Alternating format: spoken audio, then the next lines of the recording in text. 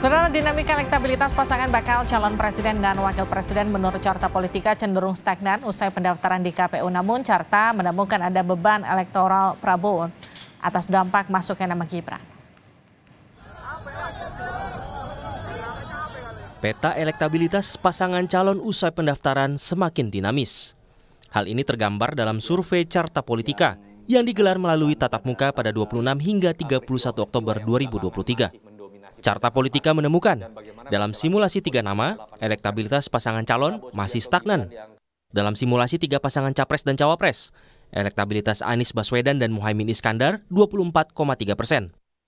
Ganjar Pranowo dan Mahfud MD 36,8%, sementara Prabowo Subianto dan Gibran Rakabuming Raka 34,7%.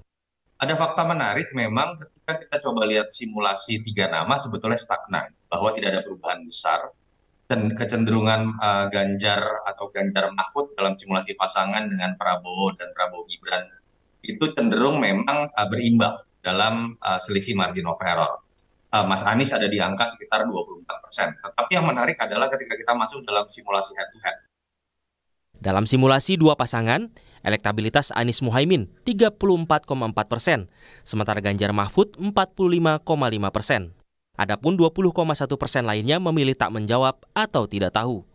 Dalam simulasi 2 pasang lainnya, elektabilitas Anies Muhaimin 29%, sementara Prabowo Gibran 50,3%.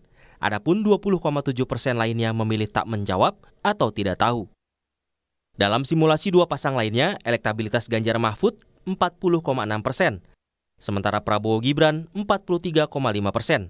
Adapun 15,9% lainnya memilih tak menjawab atau tidak tahu. Dalam temuan Carta Politika, elektabilitas ketiga pasang baca pres-bacawa pres saling salib, terutama dalam simulasi 2 pasangan atau head-to-head.